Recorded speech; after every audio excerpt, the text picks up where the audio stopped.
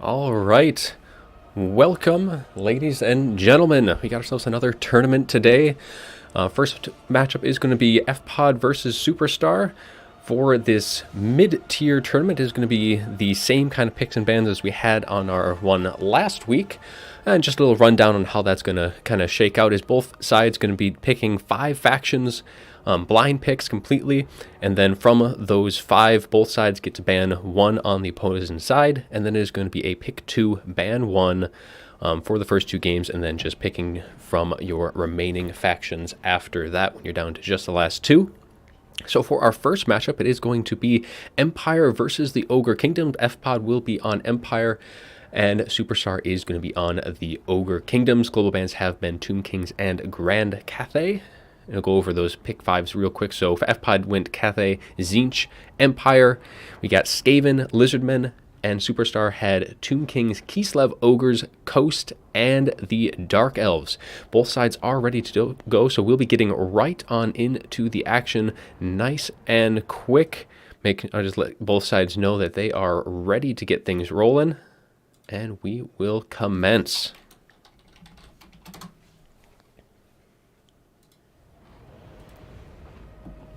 So it's good to be seeing the Ogre Kingdoms kind of getting a little bit of playtime as of late. People trying them out here and there.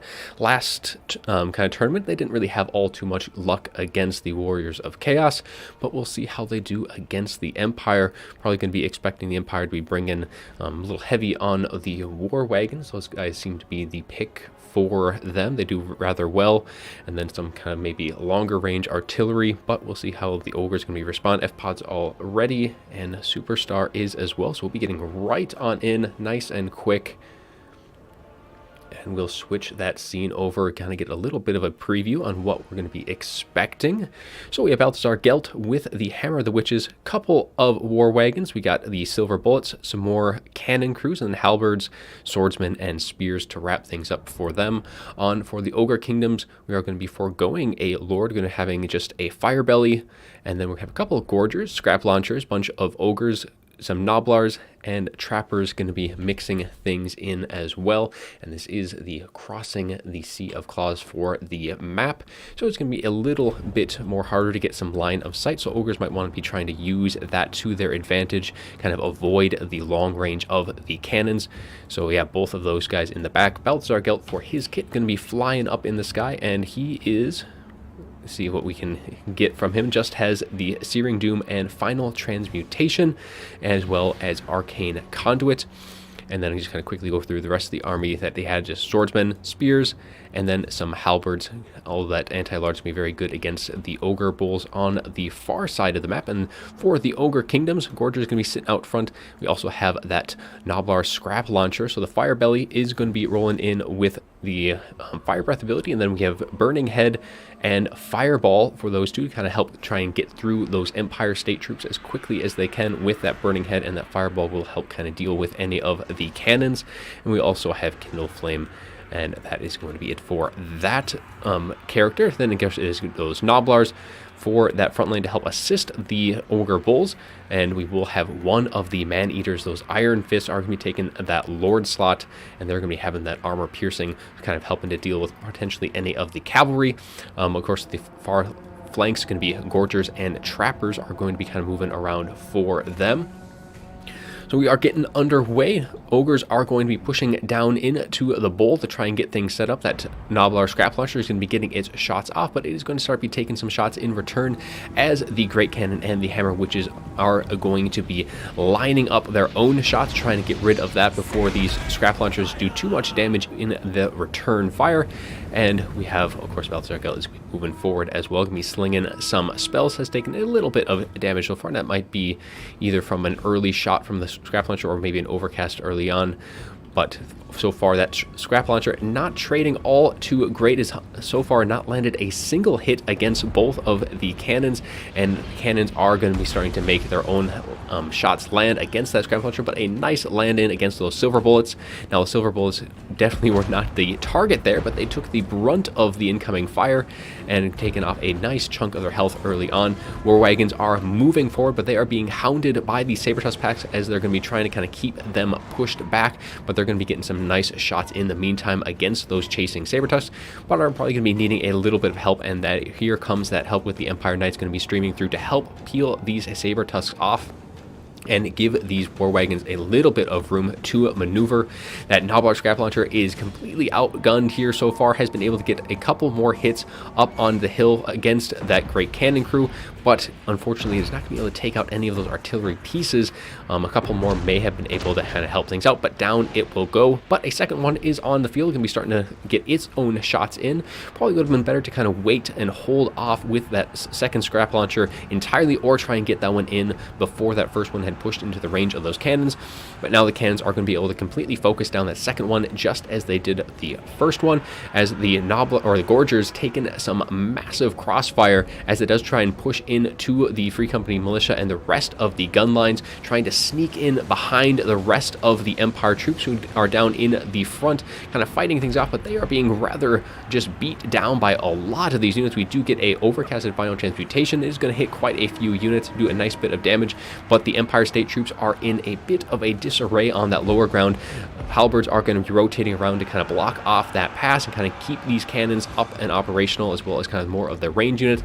But the Empire is going to be pushing more towards point 1, which the Ogres are going to be taking with their Gorgers, but they are going to be kind of hard pressed. These Noblar Trappers are going to be able to hold for a little bit, but things are looking pretty decent for the Empire on that side of things. If we switch over to the other side, these war wagons have been caught out by some Noblars and those Ogre Bulls, while these Empire Knights as well taken a bit of a damage. They have dealt some decent work to those Sabertusk pack, but those war wagons definitely want to be pulling out like that other one was. But for the time being, it looks like they are a little bit forgotten, even though Empire is up in terms of that point advantage for the damage. Things are looking a little grim on that far side. Top field still in a nice secure position, as we have some more Empire Knights rotating around to kind of charge forth into these Gorgers just before they kind of get onto that Free Company militia. But in terms of infantry, things are starting to get a little low as well for the Empire. More spearmen are going to be rotating around, and a nice searing doom though going to be going right into those Noblar Trappers and might just be able to rout them off the cast. But it looks like, and they do end up going off. There's one more unit less to kind of keep these Gorgers nice and just in that fight. Empire Knights though going to be doing some pretty good work on this front. Halberds doing an excellent job of holding that front line, is going to be allowing these Silver Bullets and those Free Company militia, as well as these war wagons, they get some nice shots across all of the units, able to push back some of those Ogre Bulls, and the rest of them are kind of getting just stemmed up by those nice anti-large units. Free Company militia try and get some better line of sight, and they are just ripping into these Ogres, and when those Ogres do go, those Noblars will be short to follow, and so things looking pretty good on that side of the map for the Empire. But the Ogres have been able to kind of clean things up around point 3. Empire Knights and those war wagons have been pushed back, so the Ogres can be able to start rotating more units back into that second point. Burning Head looks like it was going to be trying to go kind of down the line, but the terrain kind of plays a little bit of a role, kind of redirecting that off into the distance, as more units, more halberds going to be kind of sinking around, and that is going to open up that channel for the Empire to push right on into point 2, and not much is going to be there for the time being to hold things back. Firebelly is going to be trying to retreat behind this pillar away from the shots from that war wagon, kind of get at least into more of their own units, and just kind of get a little bit of extra protection from there. Ogre Bull is going to be kind of starting to put some pressure in, but they're going to be wanting to probably stay a little bit farther back, stay with those Nobblers, and wait for more of their reinforcements to kind of come in, because right now this is not a fight that these Ogre Bulls are going to be wanting to take. There's too many guns and anti-large units on the field, and in range, Silver Bullets, Free Company militia, and handgunners all kind of dotting the field, and those Ogre Bulls are going to be a nice target for them to kind of open up and fire away against. Back onto the top field, the Empire has also been able to kind of pull through and kind of get rid of the mobility. So Sabertusk pack and those Gorgers have been kind of pushed out. Some Iron Fists are going to be trying to hold things back, but there's more than enough units for the Empire to kind of pin those guys in and get some shots in from those Free Company militia and kind of open those doors, as the Lead Belchers from the Ogre Kingdoms be kind of coming down in to kind of get some shots. As another Burning Head going to be going through, hitting those handgunners and kind of peeling off a bit of HP from those spearmen as well. And more shots can be raining in, as these Ogre Bulls are going to be getting, it looks like they're going to be getting pretty sandwiched here by some spears, and those Empire Knights should be able to make quick work of them, kind of peeling off the outside forces, and F-Pod is looking very strong now, despite the fact that he has not a single point to his name so far. He is sitting very, very well in terms of overall field position, and he is pushing in to 2 of the points at this stage, so he should be able to start kind of working his way back into that game in terms of the domination points, as there's just kind of the ogres are kind of streaming in bit by bit at this point. Not a whole lot of like kind of a solid push. The Firebelly does get a nice little fire breath shot, kind of picking away at some of the spearmen, but things just not enough of the just kind of staying power. These Nobblers are not going to be holding too long. Even against spearmen, they're not going to be cut out for that task. And we're getting another final transmutation, going to be hitting these Ogre Bulls, Saber Tusk, as well as that Fireball. This is going to be an overcast. So it's going to be doing some nice damage to those, though the Halberds and those Empire Knights probably had those units under wraps just fine, but that is going to just kind of break them all the bit quicker, and now kind of lead to those juicy Lead Belchers, as they're going to be able to stream right on in, and the Ogres are going to need to either pull these guys back or get something into support. And we're going to be getting some more Ogre Bolts and another Scrap Launcher, which is trying to get some shots into the Empire army that's kind of approaching from point 1, though it looks like that's going to be just not quite enough to allow for anything to pull in, is the Ogres do kind of pull back a lot of their really beaten down units, and the Saber Tusk packs should be handled pretty nicely by the Empire Knights and the remaining troops on that front.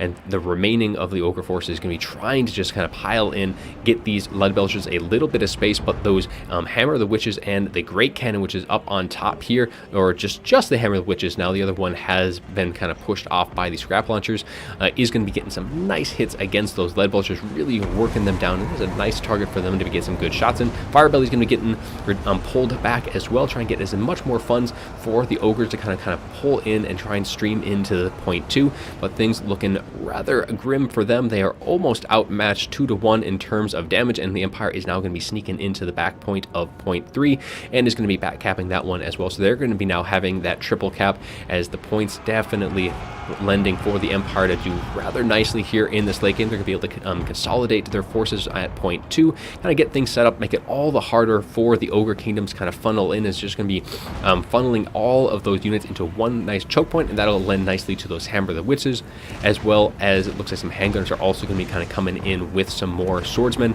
just to kind of get some more bodies into the field, though that these halberds are getting broken down pretty well. There's not a whole lot of strength left, though there is this one healthy unit here.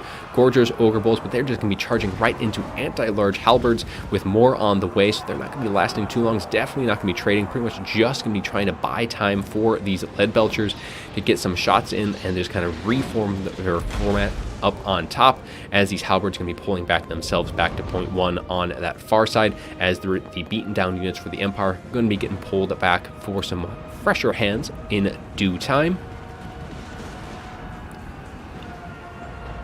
I definitely think at this stage it is pretty much game set. The Empire just in such a good position right now, and there's nothing that's really strong for the Ogres. Saber Tusk pack can be kind of throwing their lot into the Empires on the far side. That is definitely not a fight that they're going to be winning, unless they got some Vanguard coming in trying to just break that charge and get some units in, and they will be getting some Ogre Bulls with Iron Fist down to charge into these Empire Knights, and if these guys can get in, they should actually be able to do some decent work. If those Saber Tusk packs are going to be able to hold, they'll be at least denying the Empire Knights their charge on that front, but these halberds holding very nicely against these Ogre Bulls. That Scrap Launcher is going to be trying to just charge its way in, but in terms of a chariot unit, not exactly going to be doing as great with all of its ammunition spent, but it is at least going to be disrupting. I think it's going to be doing some more is going to be causing some friendly fire, as these Hammer of the Witches does fire in and get a few shots into their own units of handgunners, causing them to rout. So for the time being, Nobbler Scrap Launcher at least dealing with a couple of units, but it is going to be falling nonetheless, as more units on the top field just trying to get whatever shots, but it is just a losing battle, I think, for the Ogres at this point. There's just so many units for the Empire that are able to kind of hold things back, and a few units that can probably get pulled back. These war wagons on the Empire side, and if these the handgunners and those silver bullets come back, they too will most likely want to be just kind of pulled back, get as much funds back as the Empire can. Ogre Bulls are going to be getting beaten down by the Sterling's Revenge Free Company militia because we're getting some nice volleys into them, clearing up the last kind of push into point one with only that scrap launcher providing any kind of pressure on that front. Other scrap launcher does finally kind of succumb to those Empire Knights. No surprise on that front. And there goes the at least the Silver Bullets getting pulled back. The other handgunners does look like they are back, or they might still be routing. Hard to tell sometimes. They did kind of pause for a little break, but they were getting at least some kind of push as the Saber-Tusk pack and I think these Iron Fists still trying to deal with those Empire Knights, as more Iron Fists can be trying to catch these Empire Knights in transition as they do, but they're going to be kind of pulling back. There is still going to be Spearmen, War Wagons, and more Spears going to be holding point 3, and that should be more than enough to keep those Ogre Bulls at bay. Though the Empire have kind of lost a little bit of their ground around point 2, as the Ogres, though themselves kind of have lost everything that they have used to push. It is going to be kind of leaving a little bit of a void around point 2. But still, I think it is pretty much game set. Is only just a matter of time. Empire is just in such a strong position on the map. It's going to take kind of just a little bit too much forces to really kind of push into any of these. There's not a whole lot of cap weight for the Ogres on the field right now, and not a whole lot of supplies either for either side. So pretty much what you see is what you're going to be getting, as the Ogres just kind of cleaning up a few units, and the reinforcements definitely going to be needed here to try and deal with these Spearmen. But I think they definitely want some more Noblars, if possible, would be useful in dealing with all of these Spearmen. War Wagons, Empire Knights able to get rid of these Ogre Bulls before those reinforcements come, and that's going to allow their attention to focus fully on the oncoming forces, with even some Demigryph Knights. That is going to be a very fearsome foe on the field in this late game, and not a whole lot left for the Ogres that can really answer that. These Lead Vultures are only down to 6 models and are very, very low in HP, trying to get whatever shots they can and peel stuff off. But with that volley from the Hammer of the Witches, it is able to peel, or not necessarily drop another model, but it is going to cause them to rout.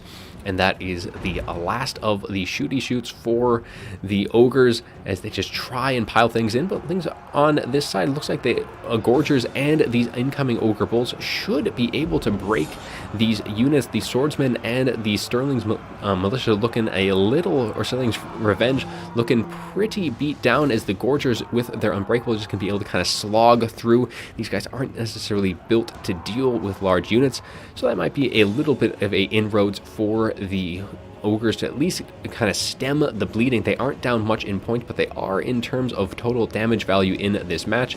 So, the Hammer Witches has maybe a shot or two left, as Free Company Militia can be trying to get some shots in, but these Ogre Bulls going to be redirecting, passing right on past the Swordsmen and the Sterling's Revenge, trying to just shut down these range units before they are able to come in to support.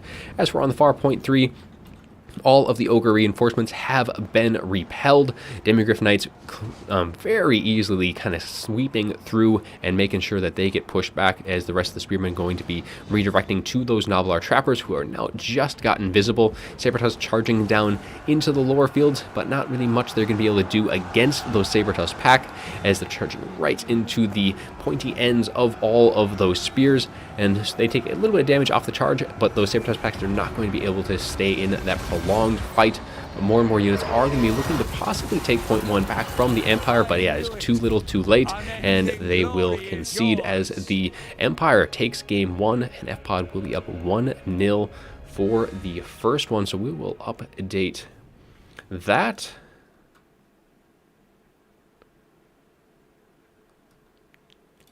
And then we will go over the total damage in that first game. So for the Empire, Balthazar Gelt just flying around, getting some spells cast, not really committing anything to melee, just getting some decent damage there. Hammer of the Witches, though, it did excellent work, getting 2862, a lot of that done to scrap launchers and those lead belchers. Plenty of good targets for them, especially when they weren't able to get pushed off the field by the opposing artillery. They were able to pretty much sit tight and use up all of their ammunition throughout. One of the great cannons did get pushed back, but not before it was able to get its value back. And then, of course, halberds and spears expecting to do some pretty decent work. So halberds did pretty well. The rest of the general state troops did not do quite as good. Empire Knights did some nice, good job with that mobility, kind of keeping all of the Ogre units at bay. And then the rest of the units, Demigryph Knights coming in late, but that was definitely a piece on the field that the Ogres really didn't have any answer to, especially with how low their funds were. As for the other side, the Firebelly actually getting some pretty decent damage. One of the Gorgers did, and then one of the Nobbler's Scrap Launchers, and both of them actually did pretty well here overall, 1,200 and 1,000 between the two of them. And then a lot of the Ogre Bulls actually doing some okay work in terms of damage, but once they were off the field, there's just not a whole lot of cap weight just looking at this army. Probably a little bit too tall, and only real shooty shoot was those lead belchers. Nothing else could really even stand up against Immergriff Knights at that late game. So once they were on the field, you had the man-eaters and pretty much the lead belchers who were pretty much gone, and some very expensive units in the back to try and get things in. But that is going to be our first game, so let's switch back to the between battles, and we will see what we have for our next one.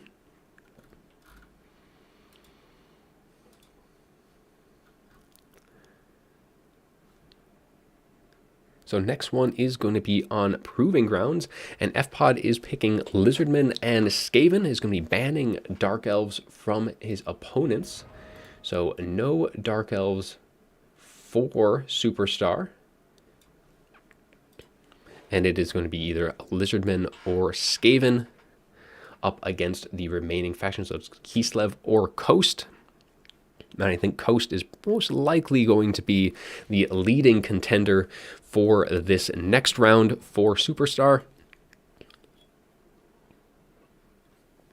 And then really, yes, Lizardmen or Skaven, both of those don't seem like one too much better than the other. Probably Skaven probably have a bit more teeth in the domination scene than the Lizardmen. Don't really see the Lizardmen all too often, but we'll see what we have in response for Superstar. I'm expecting to see Coast for our next one, but we shall see. And that looks like that is what Superstar is leaning towards, and actually it looks like FPOD has responded with Lizardmen. So for our next one, it is going to be Lizardmen on FPOD. And Superstar is going to be on a Vampire Coast.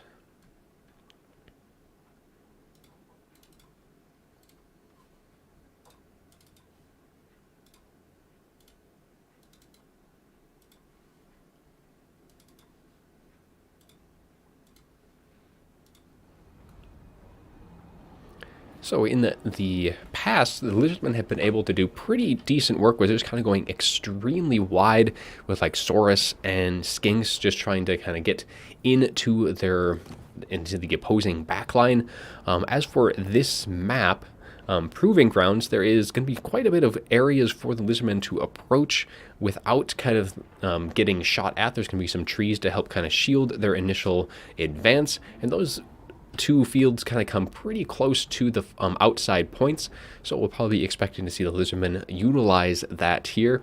I know you can't see that scene kind of loading on in, but yeah, we'll still, once we load in, we'll be able to kind of go over more of that. As for Coast, maybe expecting to be going maybe a little bit more on the close quarters and or bringing in some more of the flying guns. Of course, you have to be mindful of the pterodons as for on the Lizardman side, so there's be able to have some counter air skirmish on both sides. And we'll see what both sides are going to be kind of coming up with. Looks like FPOD has pretty much figured out what he's going to be going with. As for Superstar, still kind of in the opening stages of getting that army figured out. We'll see how both sides do kind of further their picks.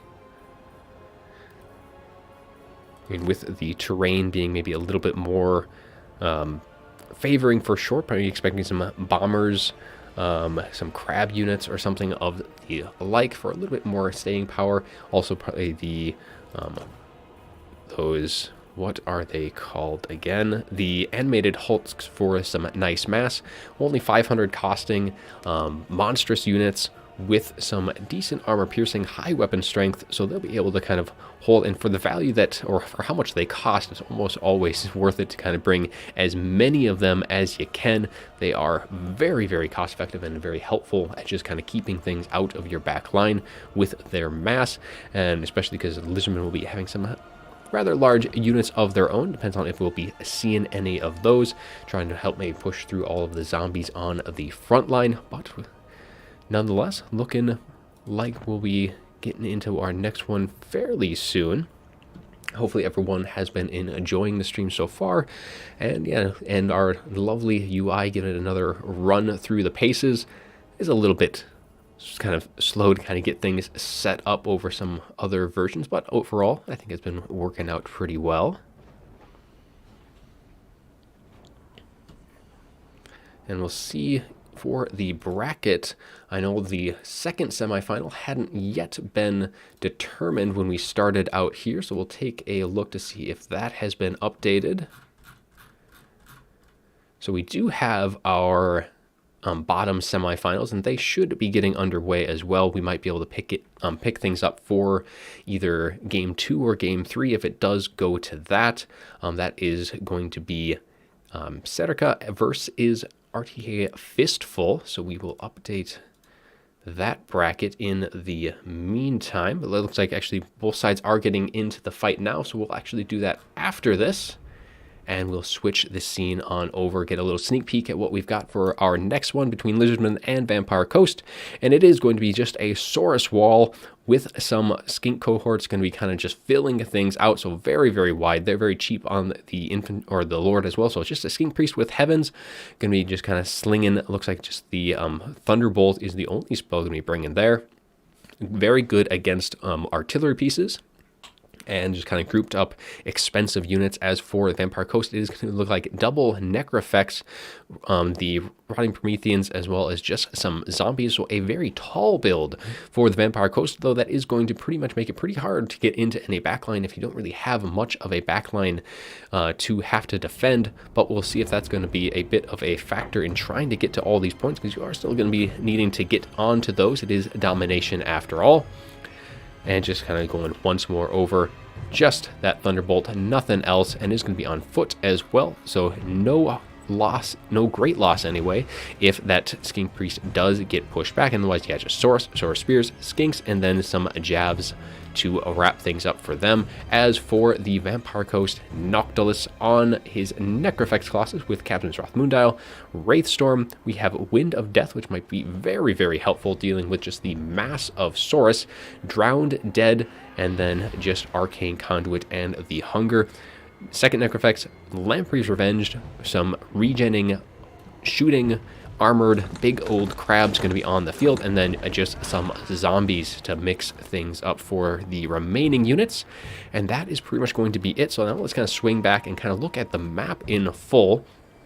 So the Lizardmen do have a bit of cover moving into points 1 and 2, and even point 3, because that's going to be kind of restricting the shots coming in from the Vampire Coast side. So they're going to be able to have a nice, decent amount of cover. There's still quite a bit of range between them, but they're going to be able to also spread from point to point, at least initially, and kind of put pressure on all 3 points at the same time, while just the speed and the width of the initial starting army on the Vampire Coast side is just not going to be able to put pressure on more than just a couple points at once.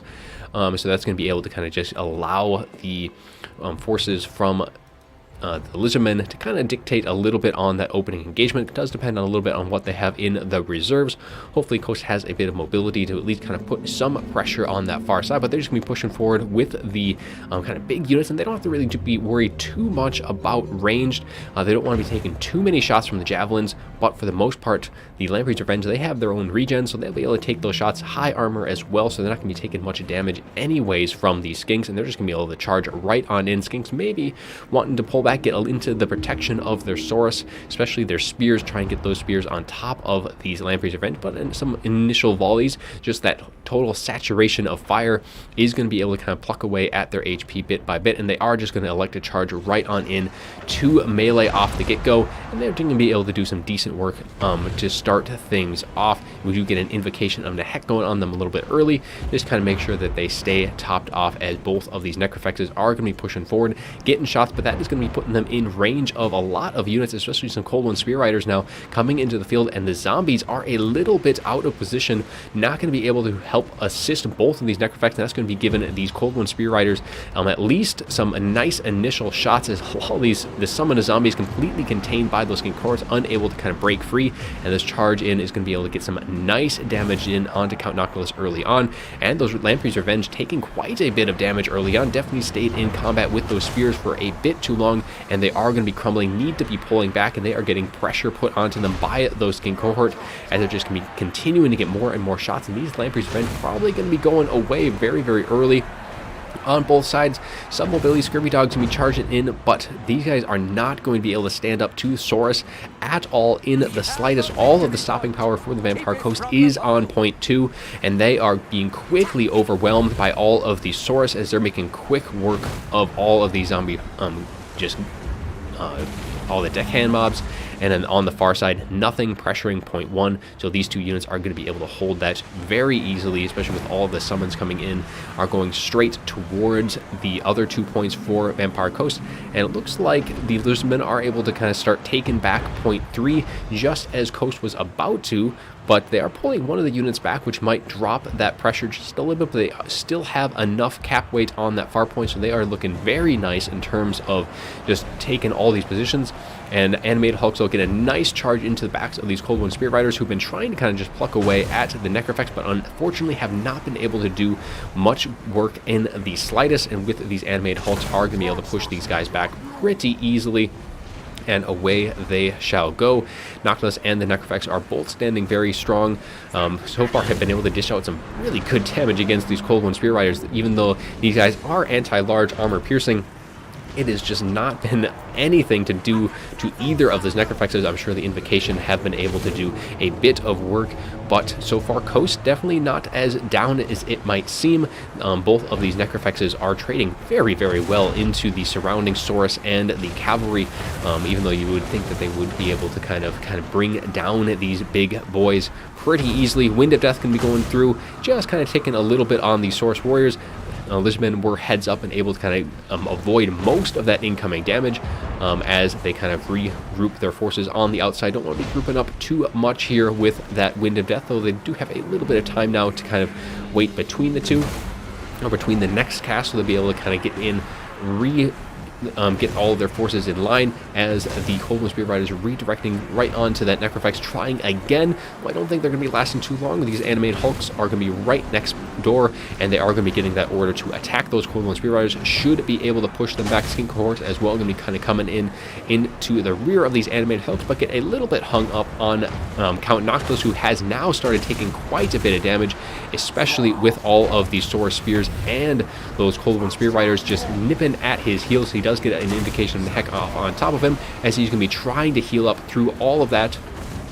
Some skirmishers from the Vampire Coast have kind of come onto the field, but one getting quickly shot down. All these units making quick work, though, of the infantry units, but they will have pretty much free reign. Actually, those Ripperdactyl Riders are probably the reason for most of this, but they are going to be looking to get pushed back by these Felbats. Felbats can be trading pretty decently into them up in the sky, but the center battle is still raging strong, as Count Noctilus, though, is slowly getting whittled down bit by bit. Lamprey's Revenge are still in that fight, are getting very close to their heal cap, though, but they have been just trucking along throughout most of this fight. Just kind of take a little bit of a look. They have gotten some pretty decent value themselves, getting close to 1,300 on them, but really all of the stopping power for this Coast army has pretty much been in both of the Necrophexes and the Lamprey's Revenge, as most of the kind of the skirmish forces have been unable to kind of get some good shots in. But now these bombers are going to have free reign to just load up and fire away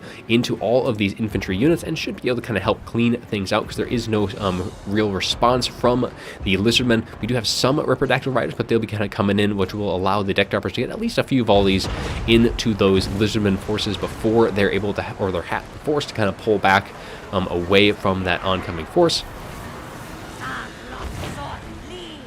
Otherwise, Lizardmen have been pulling forward bit by bit in terms of damage. We have some bombers trying to come in onto the side, but Feral Cold Ones quickly get in and shut them down before too many volleys get off, and the Source Warriors are going to be able to kind of get in now into melee and make quick work of them. All of the supporting forces from the Vampire Coast pretty much depleted in that second point, and nothing really putting much pressure on point 3 either, but Felbat's going to be trying to kind of nip at the heels of the Ripper Rhinos as they do put pressure onto those deck droppers, but I think even if those Felbats do get engaged, those Ripper should be able to at least eliminate that air skirmish from the field. Though we do get some shots coming in from Count Noctilus into the air, I think probably taking down a few of its own units, but the Ripper is instead electing to kind of just turn and fight this, deal with these pesky Felbats very quickly. If these Felbats may have been at full health, they may have been able to stand a bit more of a chance, but as they are going down very, very fast,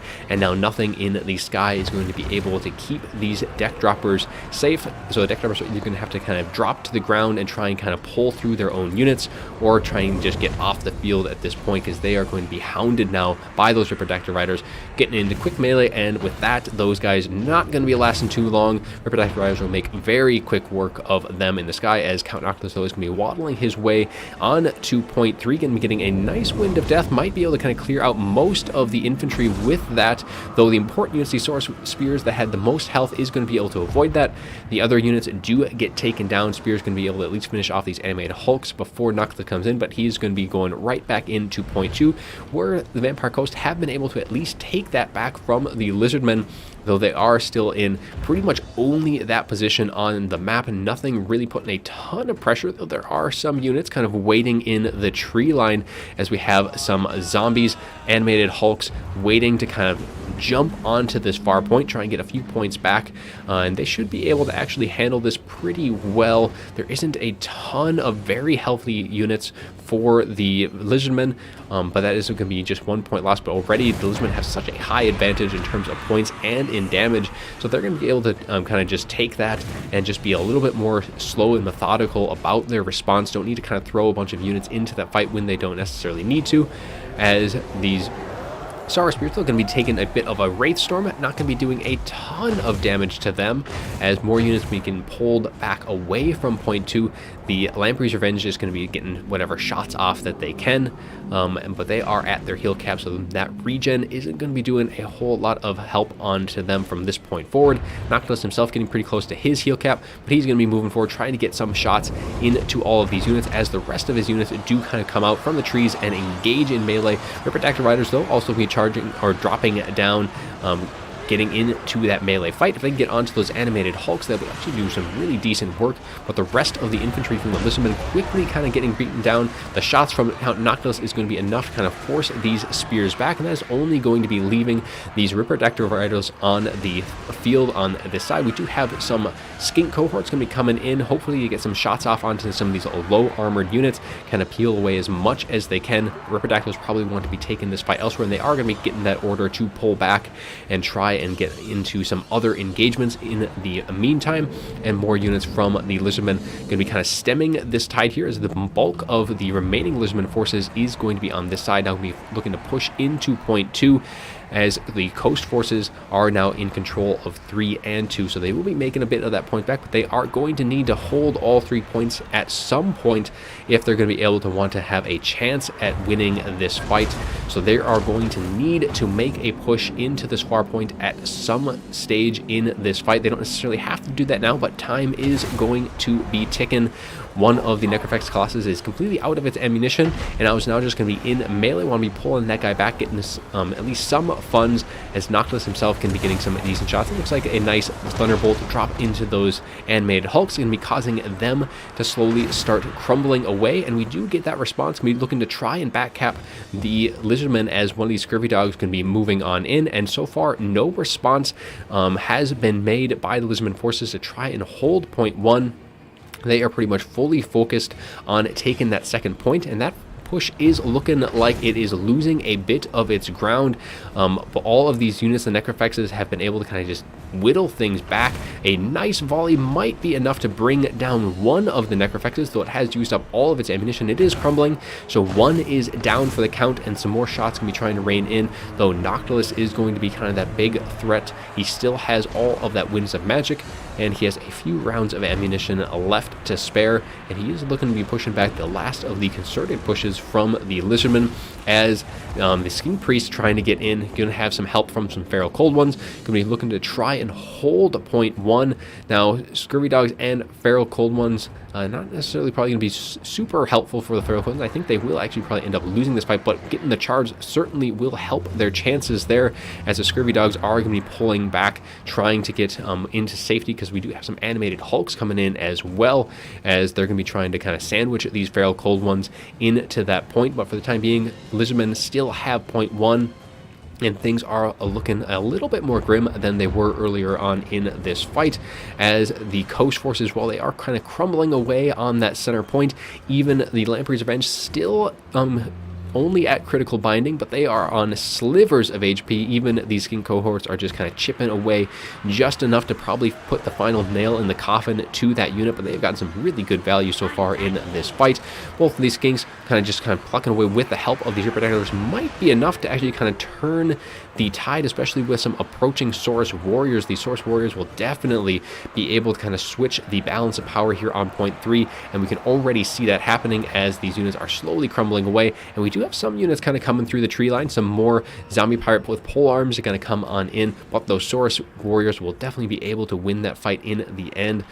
So it's just kind of coming down to Coast is just struggling to maintain the control that they need at this stage. They need all 3 points, and they're just being unable to take that point 1. They do have these animated Hulks now on the field, these units of Zombie Pirates. I think this might be a summon, but they're at least able to hold back these Skink cohorts from getting on and assisting that.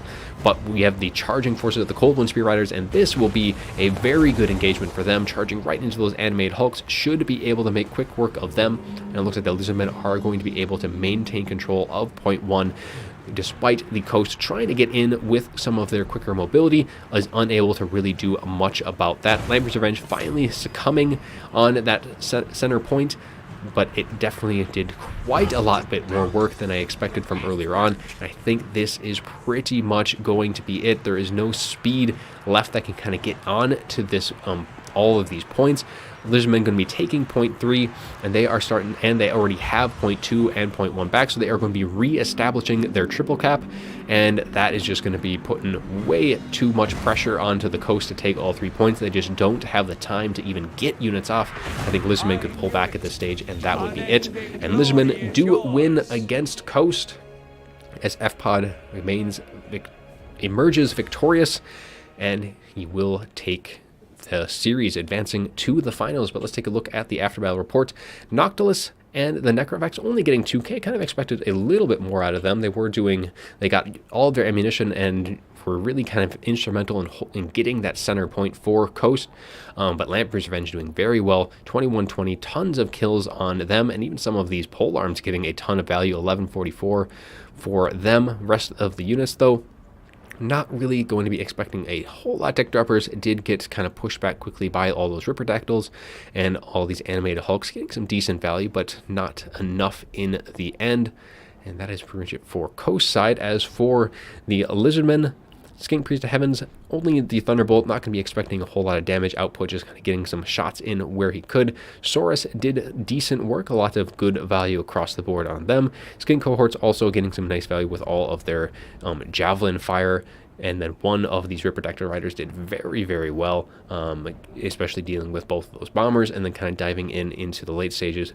Cold Wind Spear Riders, only one did very well. I know at least one of them was resummoned into that fight. They definitely did not perform as well as I had expected early on when they had both of those Necrofexes completely surrounded. But that is going to be it for there. So we'll switch back to the main screen, and we'll see where we're at for our next fight.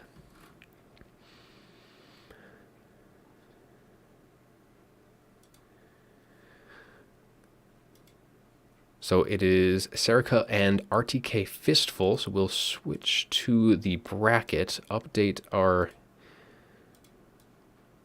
bracket there, and then we have Fistful on the bottom.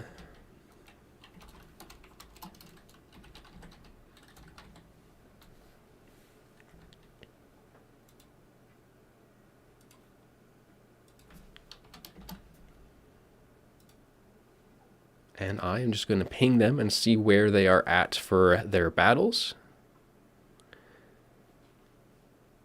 And in the meantime, we're probably just going to be hanging out and waiting on that to kind of see where things are.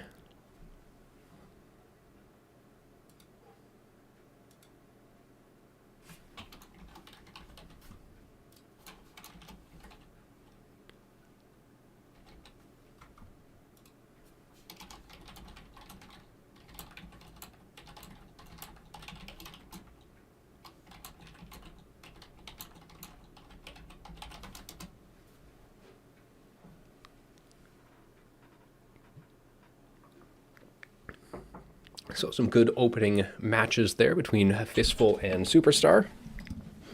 FPod definitely seemed like he had pretty good control overall. Didn't look like he was put too much on the back foot.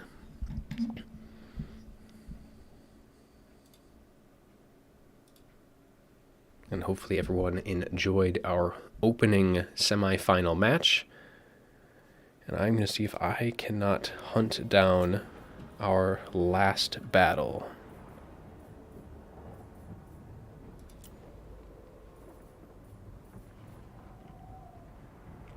It doesn't look like this one has a spec slot open, so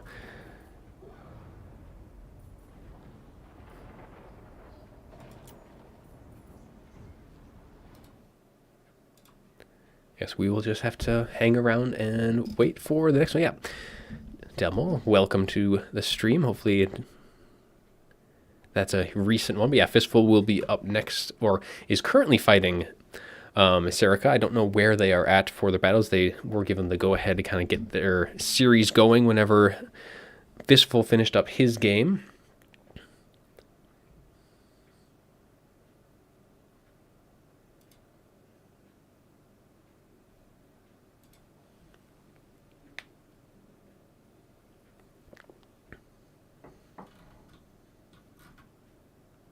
Well, Fistful actually has won his last series, so it is actually going to be Fistful versus FPod. So they were just as quick, so we're going to be moving right on into the finals. I thought maybe we'd be able to get into one of the last games for that last semifinal, but they've finished up just as fast. So FPod versus Fistful for the next one. I think I'm going to have to hop back into that last lobby I was in.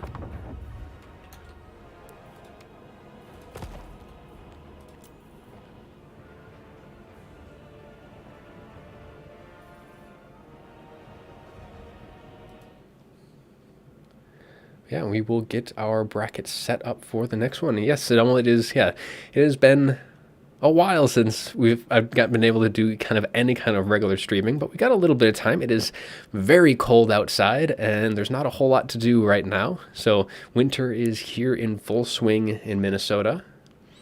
Dogs certainly love it, though. They are always asking to be outside versus inside.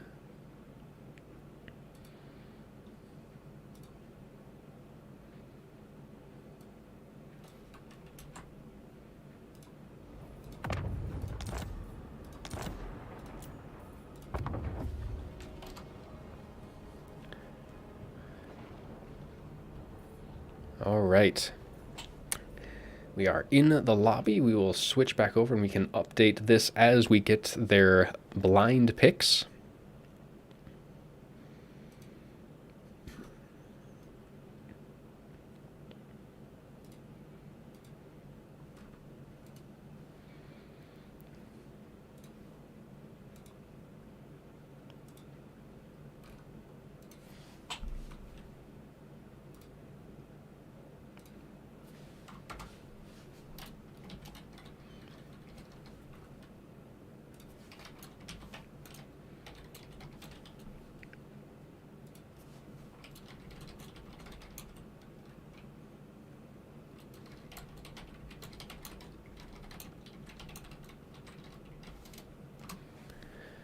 All right, just giving them a reminder to update me on what their picks are going to be, and we will await that information then as they're kind of picking through. Definitely the last faction pool, though, has definitely had a nice bit of variety. None of the stronger factions made it their appearance, really, so we were able to get a little bit more of variety than what we had in the last week's tournament. A lot of that was kind of more of the stronger factions, so you had Warriors of Chaos, kind of given some pretty good show of themselves last week.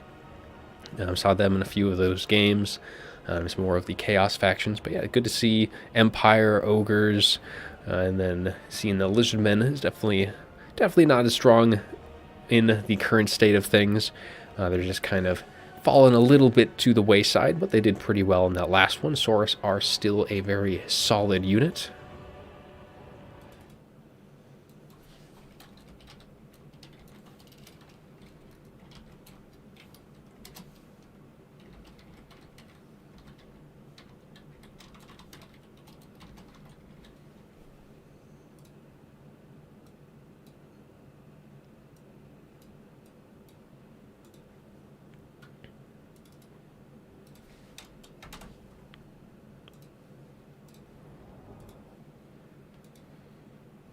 All right, well, while we're waiting,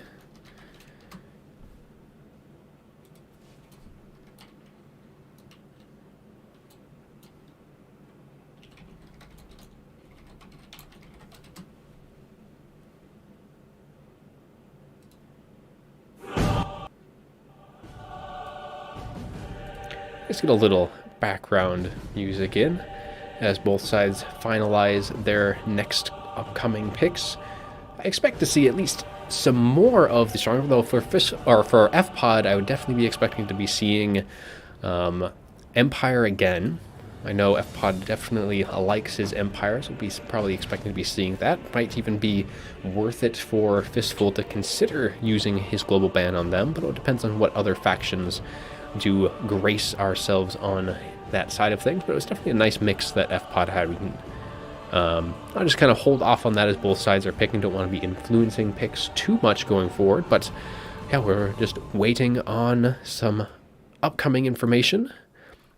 So that's probably one of the only things with this format is it's a little bit slower to get things started, but after things have started, there's a lot less to kind of sift through, as you only have 5 factions to pick from on that point forward.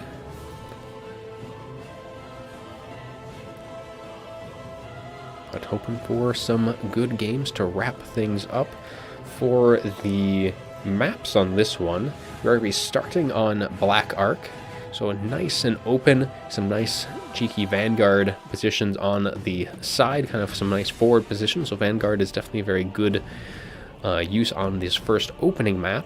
And then we have Glinty Tooth's Crag, one of the map pack maps from the Total Tavern mod, and then it'll be Itza for the rubber match if we do end up getting to that. And that will be a much smaller map than the rest, but yeah, we'll see how that does fare. Hopefully they're picking their factions and haven't seen any update just yet. I can take that opportunity to make sure the dogs aren't getting into any trouble.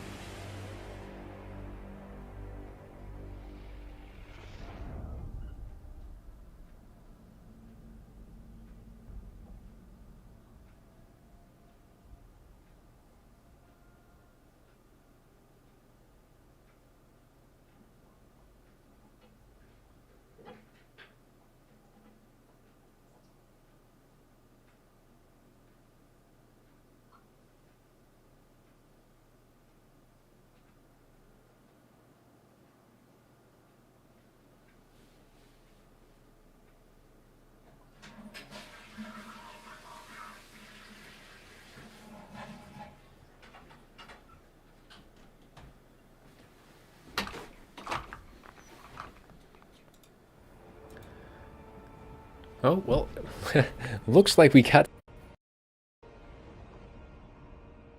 looks like it is going to be Lizardmen versus Grand Cathay. We'll have to kind of get through those faction pools, I think, in between our next two fights. Norexo, welcome to the stream. So it looks like, yeah, Fistful is going to be on Grand Cathay. So we'll update that bar. And he already has an army set for this. And FPod is just kind of finalizing his choice before we get on into it.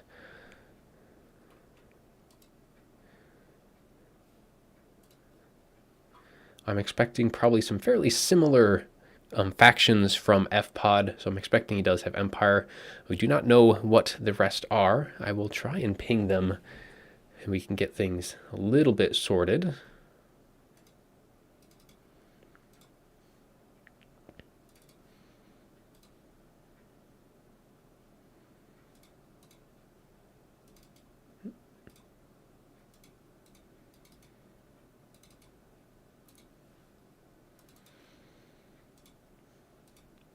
But for this map, I definitely think having the range will be able to help for Cathay, and they definitely have some Vanguard positions. I think the Vanguard might actually hurt the Lizardmen a bit here.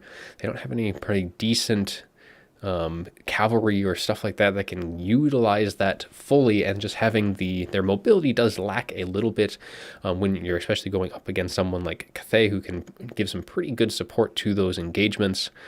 So I think Cathay is definitely going to have the advantage here on our first map. But see if FPod has something up his sleeve. Protector Riders might be a nice choice, because I think they might have Vanguard. So yeah, so that'll be able to utilize their Vanguard a bit, and they do have that nice bonus. Well, actually, no, the Colossadon Riders have that bonus versus large, but they still have armor piercing, so it should help out. But both sides are ready, and we are getting into our first one. We will revisit the faction pools between. We'll take a little peek at our matchups beforehand, as we have Tic-Tac-Toe with a Skink Priest of Heavens with some Saurus, some red-crested skinks, as well as some more just skink cohorts, kind of mixing things up. Not super resistant to much ranged fire, not a whole lot of shields for them, only the spear and some of those skinky boys going to have that. As for the Cathay side, we have a dragon-blooded Shogun Lord of the Yin. We have the long-ranged guns of some flyers as well. They will have to be a little bit mindful of the skies, as the Lizardmen can bring quite the force to oppose it. But we'll go into those armies in a little bit more detail once both sides have loaded on in.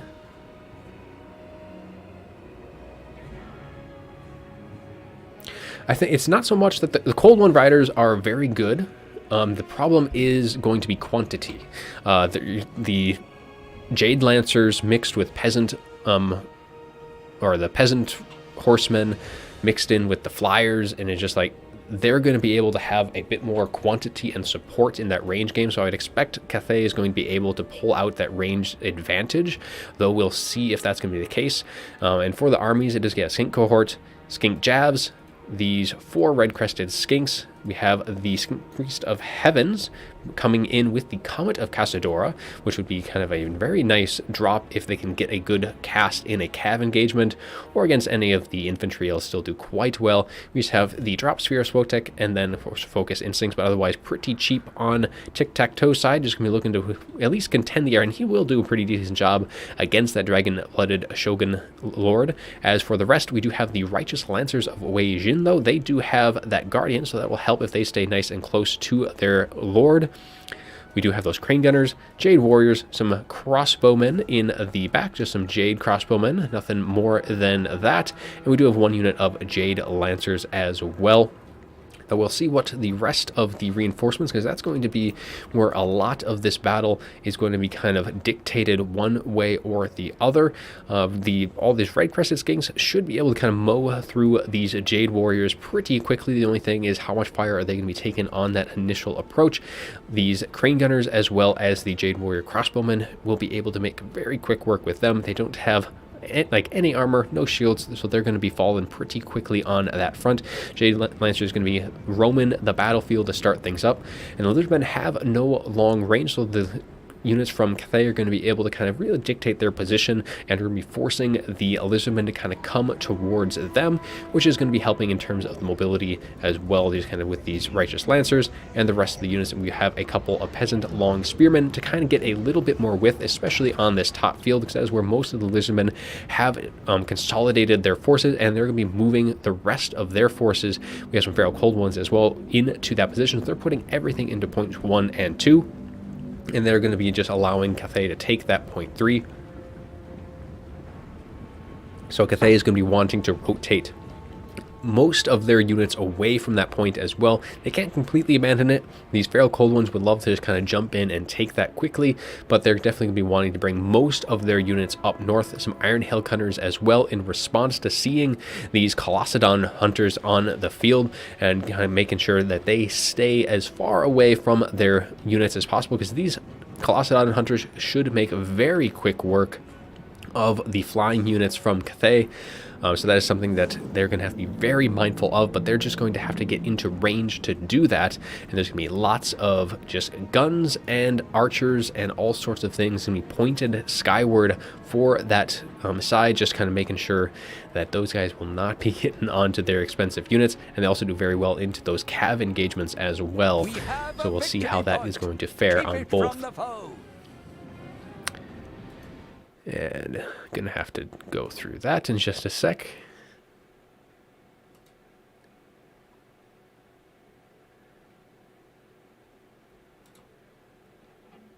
All right, I think that should be fixed. Otherwise, back to the action. All right, so yeah, that does look like it was fixed, but just as things kind of come out, Peasant Horsemen coming fast and furious from the Vanguard deployments, though the Colossadon and Ripperdactyl Riders are going to be quick in response. And this might be a pretty decent trade for the Lizardmen, because just off that charge, those Ripperdactyl Riders just tear into those Peasant Women. Now, they were able to very briefly compromise these skink cohorts, but the skink cohorts are not exactly an expensive unit. We also do have a Comet of Cassador going to be trying to drop, and it is canceled just in the nick of time, so a very heads-up play by Fistful, able to realize that that shot was not going to be landing home, so he does pull that back, and now he's going to allow these units to kind of engage. Iron Hail Gunner is going to have a little bit of time. They're going to need to get some shots in or some position, but they much rather would take that charge than those Crane Gunners, as a lot of the quick mobility that was on the field early on gets pushed back by all of these Ripperdactyls and Colossadon Riders, and they get a nice pick in the sky. These Righteous Lancers of Tajin are going to have to drop onto the field, into the Peasant Long Spearmen, because those Colossadon Hunters just tore into them and took out a quarter of their HP very, very fast. But now they're going to be able to kind of group up around Tic-Tac-Toe, and they've been taking quite a bit of damage from them as well, very quickly actually dropping to their hits, as those Colossadon Hunters probably just kind of got a little bit lost when those units dropped from underneath them, and they would love to get on, but as things are going, another Comet is going to be looking to drop down on top of those Lancers, and I think this one might come in and make a very nice engagement, just deleting those Righteous Lancers and those Peasant Long Spearmen. And with the charge in from the Sword Spears and the Colossadon Hunters, they should be able to quickly remove them from the field. And that is a very expensive and very high threat unit gone from the Cathay side of things, as the Lizardmen looking pretty decent early on. Nice advantage in terms of damage so far. Iron Hell Gunners, though, are still free to fire. They were able to kind of get those shots off and push back those Skink cohorts, but only one unit of those Jade Warriors is really kind of holding things back, with the Sword Spears taking quite a bit of damage, and the caster for the Lizardman is in a little bit of a tough spot, but Dragon Blooded Lord and all of these, I think these are just some peasant horsemen, not going to be able to really do a whole lot of damage very quickly, and in the meantime, these Red Crested Skinks and these Skink cohorts are able to kind of get on as these guys just seem like they were unable to really get a good attack in. They're going to be dropping some Ancestral Warriors as the rest of the units do cycle around to the rest of the battlefield, trying to free up these units of Iron Hail Gunners and the crossbows, as those Crane Gunners got pushed back pretty well, and they are going to be wanted sorely in this stage, as there's lots of very nice units they would like to kind of help thin the tide, especially all of these Ripperdactyl Riders, but they are sitting very low in terms of HP. And on to the far side, 0.3, not a whole, there's no threat from the Lizardmen, and these units would probably definitely be very sorely needed by Cathay on the top field, but the Lizardmen at this point, they're able to really push their advantage strongly into 0.2 and are able to compromise most of the range forces, as the Cold Wind Spear Riders now coming onto the field here in the late game, and they're going to have a nice path into the back. Now we do have some Jade Warriors with halberds here, but they're going to be kind of hard pressed to really defend these Crane Gunners for too long, especially when you have multiple sources of nice quick mobility, as these Cold Wind Spear Riders and those Colossadon Riders are going to be able to group up. The Cold Wind Rider is going to be looking to just kind of help push back against these Jade Warrior Crossbowmen, while the Colossadon Hunters just tear into that Dragon Blooded Lord, doing some nice bit of work there, able to kind of push back, hopefully break these Jade Warriors before the rest of the units do kind of come on in. And we do have a very beaten down unit of these Righteous Lancers trying to kind of come to the assistance of their lord, who's been able to avoid most of that fire, though the charge in from the Colossadon Hunters, they do end up using their rage, and they are going to be rampaging up in the skies, but they are going to be roided up for sure, as they have a ton of weapon damage, 201 with 64 melee attack, so they are just going to be ripping into these units, but unfortunately it didn't look like they did a whole lot of damage, and probably receiving more than they gave, as they are still trying to pursue that Dragon Blooded Lord, but is able to kind of be tied up by those Righteous Lancers, and most of that damage was pretty much wasted, though the Lizardmen now very consolidating their forces on 0.2. They are not going to be overextending too much, other than these Cold Wind Spear Riders who have been pulled back themselves. Some of these Jade Lancers kind of starting to swarm in to try and just kind of get a little bit of space for them, but most of these units, these range units, they're just not going to be able to have any impact on this fight. So those Jade Lancers are probably not really much worth defending at this point, and they are going to be a bit outnumbered as they charge into those Red Crested Skinks, as we have the Cold Wind Spear Riders and Feral Cold Ones mixed in on top of that, and they might be able to drag this one into their favor and remove those Jade Lancers, but those units are both pretty beaten down, and these units of Ripperdactyl Riders with Tic-Tac-Toe have actually been able to completely win against those Jade Warriors, and are now going to be going towards that last unit and should be able to clear them, as more of these Lizardman forces are going to be streaming into 0.3, looking to have a pretty dominant field position, having a triple cap here at this stage, when Cathay really would like to be much more ahead in that damage value, and there's just not enough space for them. These Feral Cold Ones are nice cheap units that are going to be able to maintain pressure, even if they do kind of get a little bit compromised into these peasant spearmen, these halberds. If they rampage, it's not going to be the end of the world. It's just going to be able to kind of keep Cathay from really assisting in any regards on anywhere else on the field. More of these Jade Lancers have kind of pulled in to try and salvage their one unit, who was almost able, so these two units should be able to kind of break the rest of these Lizardmen, and it looks like that is exactly what they're going to be able to do, saving one of the units. So two of these Jade Lancers are going to be emerging from that fight, and are definitely wanting to kind of try and get into 0.3.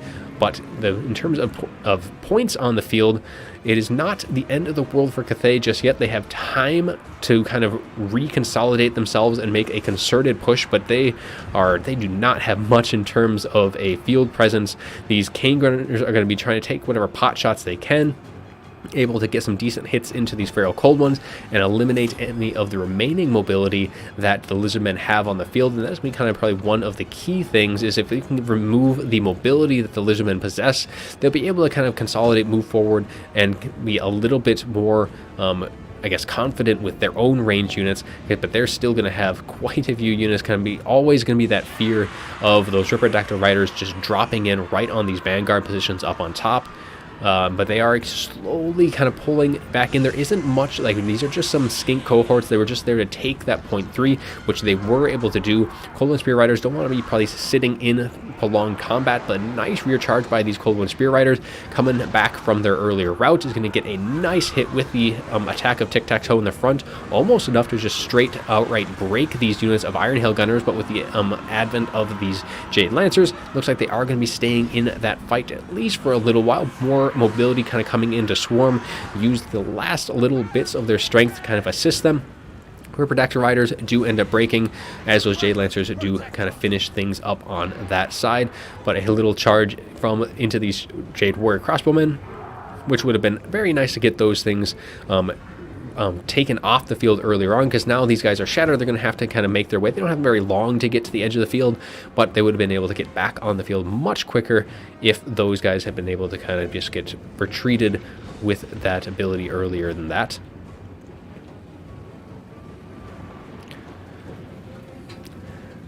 Lizardmen, though, are kind of starting to get a little bit, just pushing a little bit more forward, kind of throwing the last of their skinks after they've used their ammunition. Just, again, just kind of slowly dragging things out. And now at this stage, we got about just a little over 500 points to go for F-Pod before he does win by points. And there's just not much really built up for Cathay to start that push against them. They're needing to slowly work their way forward. They need to get all the way to point 1 before, fairly soon at this stage, and there's plenty of reserves kind of will be ticking up as we have a nice fresh unit of Ripperdactyl Riders can be kind of able to kind of get things on the field. It looks like we had a Common Casador try and catch out these Peasant Long Spearmen, but unfortunately it did kind of land right in the middle.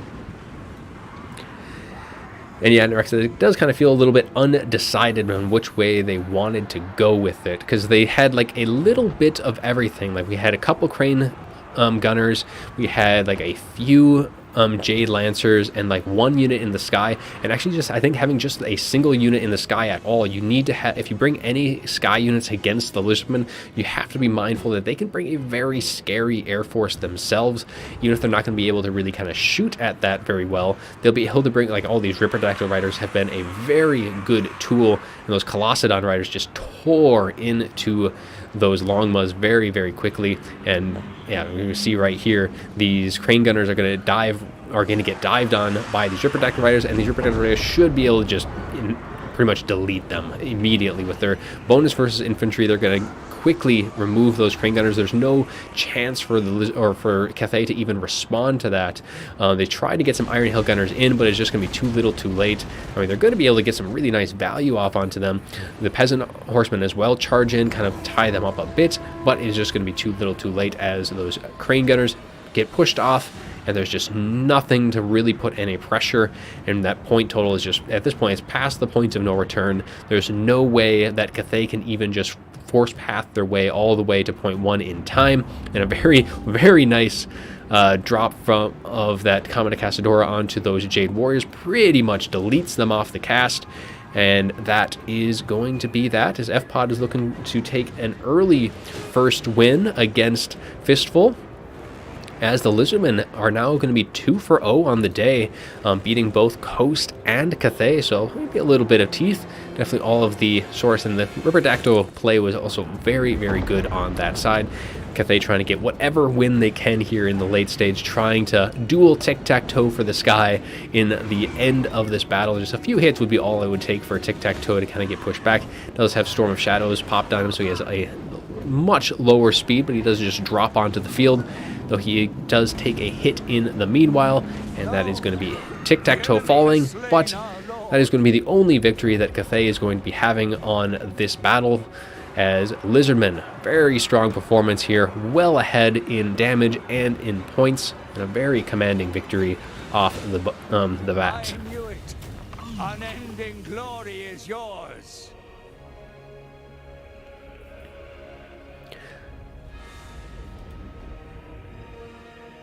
So we'll update the score on that as FPod takes game 1. And then we will take a look at the after-battle report. So for the Lizardmen, the winning faction first, Tic-Tac-Toe, not a whole lot of points on him. Skink Priest of Heavens, on the other hand, did very well, getting over 2,000 in total value. Those Comets did very, very well, and a lot of that was actually on that last cast of the game against those Halberds, pretty much deleting them outright. Saurus didn't necessarily do all too well, neither did those Red-Crested Skinks. Red-Crested Skinks were probably an interesting pick here, just because normally if you went against a wide crossbow line against Cathay, these guys would get like deleted almost instantly. Feral Cold Ones did very, very well, and then the Skink Javs, nothing too great there. I think most of that value is going to be in these Ripperdactyls, who had a very commanding presence on the battlefield. 1,300 on the Colossodon, 1,200, 13, and that one did not make it onto the field, but lots of value between them. Cold One Riders, nothing too great. One did able to pay for itself, and otherwise, yeah, that's it for the Lizardmen. As for the units for Cathay, the Lord did okay work. As for the rest of the units, one of the Jade Lancers getting 1,500, but pretty much the rest of the roster got handed to them pretty strong. The reserves Crane Gunners able to get a decent amount of volleys off themselves, but just did not have the time to kind of make things work. Some of the Peasant Horsemen actually did some pretty good work on top of that, charging into some rear units. They had a nice attempt at a vanguard, though early on in that fight, though the Ripperdactyls came charging in right after them and kind of made their charge a little bit of a moot point. But let's see what we've got for our next one. And we can see if we can get those faction pools from earlier.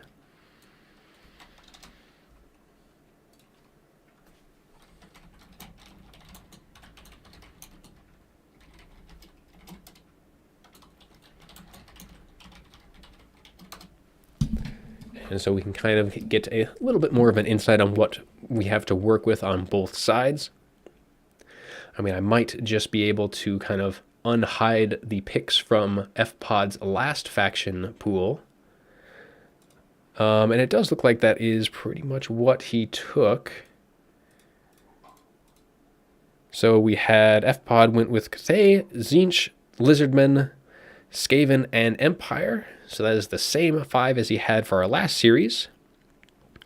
And then for Fistful, we've got Tomb King's Coast, Lizardmen, Cathay, and Counts. So a bit more with the stronger factions on that side. So let's just kind of unhide most of these. Not Cathay, not Ogres. We'll just update. Just do it in order from what they picked.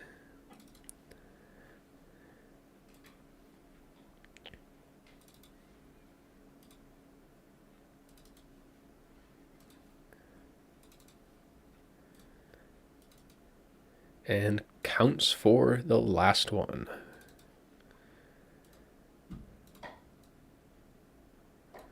All right. And then it's Counts and Skaven were the 2 bans for this one.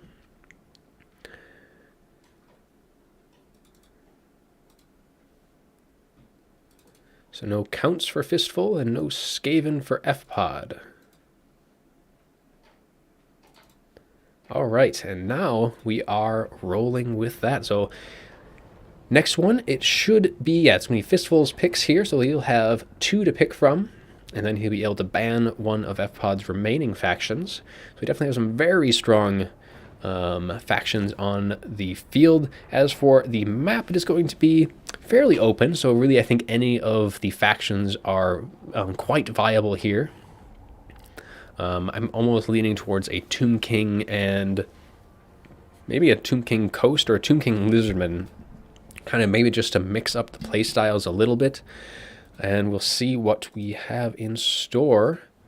And then for banning on to FPod's side, so we don't have Skaven or Lizardmen, which leaves Empire, Tzeentch, and Cathay as the 3 available factions for FPod.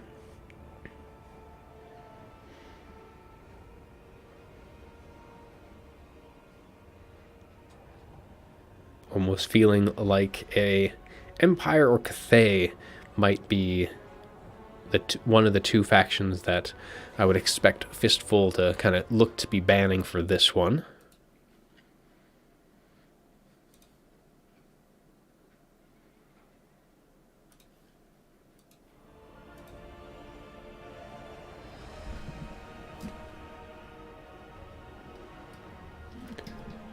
But we'll see what both sides have in store. Haven't heard anything as for the picks just yet.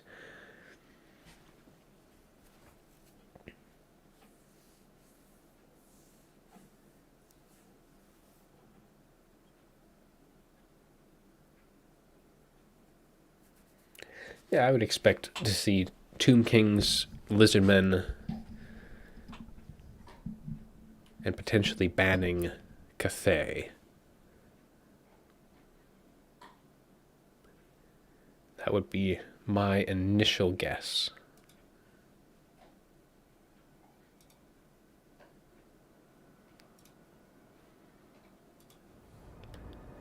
Though it looks like we got F-Pod is going to be loading up on Tzeentch. So Tzeentch against Coast. So I'm not sure what the picks were, but yeah, we have Tzeentch versus Coast for our second game.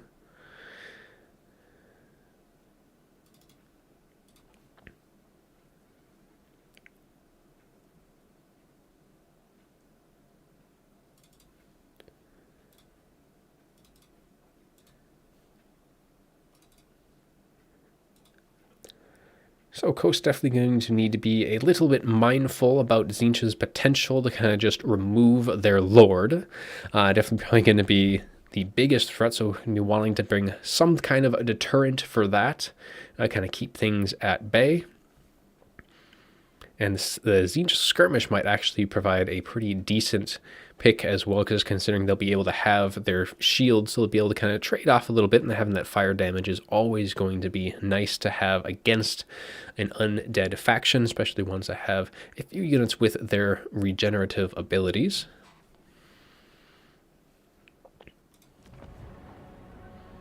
Coast side seems like they are pretty much set. Just waiting on F-Pod to kind of finalize his Tzeentch army. And then once they are both loaded in, we can kind of take a little sneak peek at what both of the armies will be on the load-in.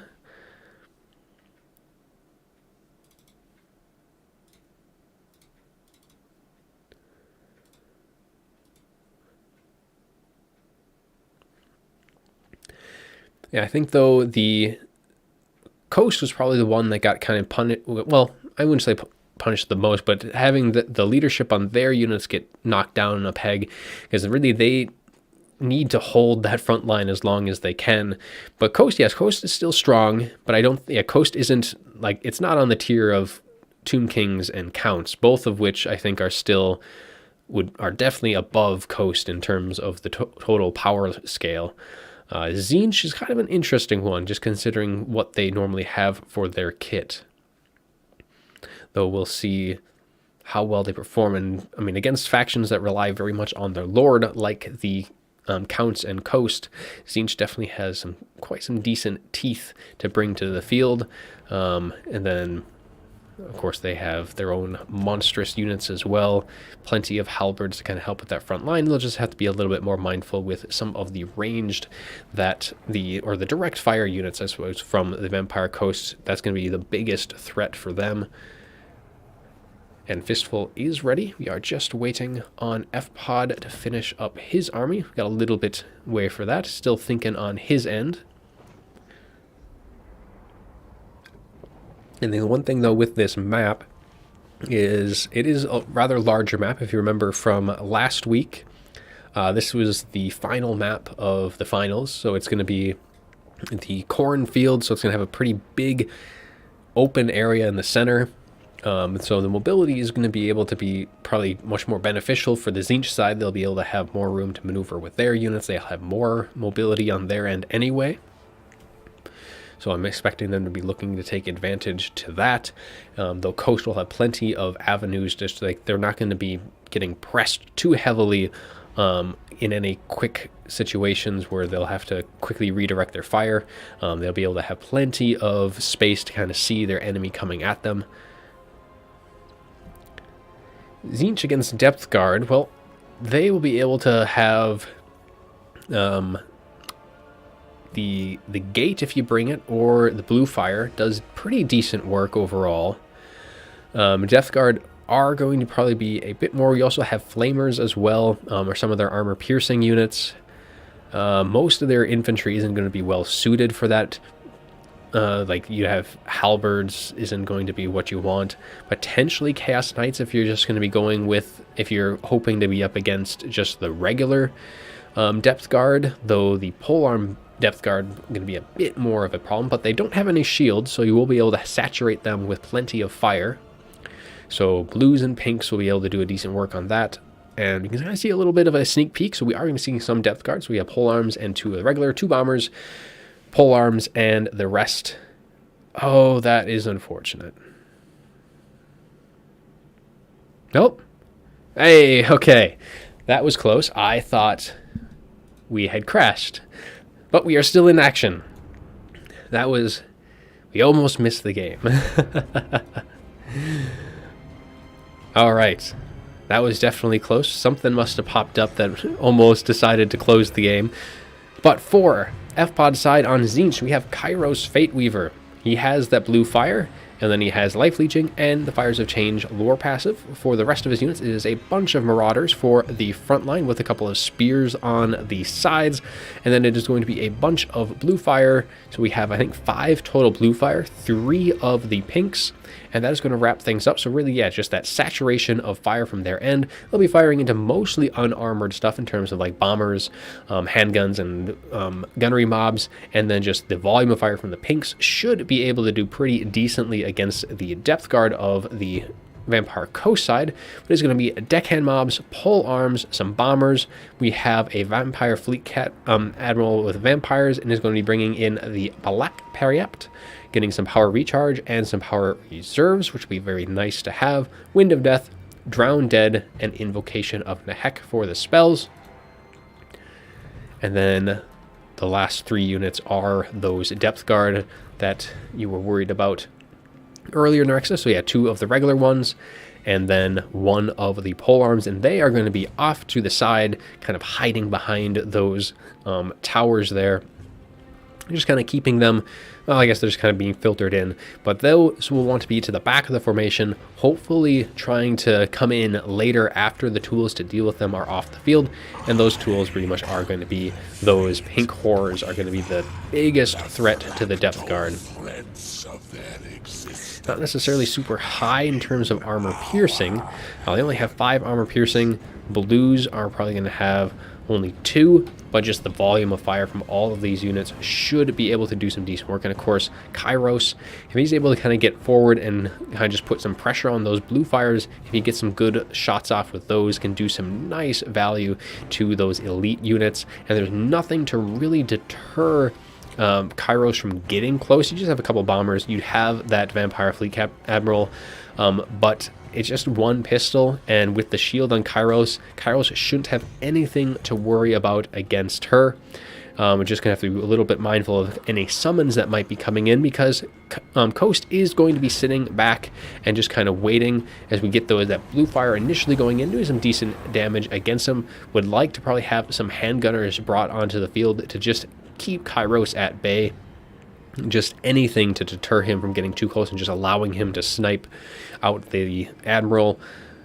But yeah, we'll see how things are going to go. I think Tzeentch is going to be able to kind of maintain a bit of diversity on the field a bit better than what the Coast side is going to be able to do. Though we'll see how things kind of filter on in. But all of the Depth Guard being kept in reserve. Hopefully it is not going to be a forgotten unit. That is a lot of expensive units to be sitting back. And that blue fire seems to have completely missed that Vampire Fleet Admiral on that cast. Just all of it going straight into the ground, which is very unlike a blue fire. Usually almost every single shot is going to be connecting. And with that, the Admiral is going to be pretty much hugging this little feature on the map, just kind of trying to keep out of direct fire, but we're going to be getting one more blue fire, see if this one's any more effective than the last one. And it seems like it's going to be pretty much the same thing. Every single shot either going to be missing or landing into the ground a little bit early. So maybe a little bit change in ideas for Tzeentch here is going to be in order. That Lord Snipe just seems to not be working out too well. Most of Tzeentch, though, going to be taking that high ground with all of these Marauders. Some more units, though, from Coast are going to be moving up. We do have some deck gunners, which will definitely help in keeping Kairos at bay, but all of the elite units are going to be on the move, going to be moving up towards, and they are just going to be able to pretty much sweep straight through point 1, though more units are being redirected there from Tzeentch. So we have these Flamers, which are going to be a very nice tool to deal with them. They'll just have to kind of keep things at bay, and where they are right now, it is going to make it rather difficult for these deck gunners to get a good line of sight, but they are also a very good tool of dealing with those Flamers. They should be able to make pretty quick work of them, but we do have those Chaos Furies are going to be kind of cycling around the backside, looking to shut down that range. And right now they're going to be diving on top of these bombers, probably a little bit premature. Don't need to be shutting them down just yet, and with having these pole arms so close, they should be able to quickly deal with those Furies on the field. But more of those units going to be coming onto the field as these the gunnery mobs going to be opening up fire into the sky, trying to deter these Furies. But a nice blue fire is going to be able to kind of wreck right through the line of these depth guard, not doing as much damage as Tzeentch would have liked, but still doing a decent amount nonetheless. And we do get a summon dropped right into the range of these blue horrors, but in the meanwhile, that Vampire Fleet Admiral took a bit more damage than I think she would have liked. I think Flamers probably had a little bit, or the pinks and the blues got a nice decent amount of damage.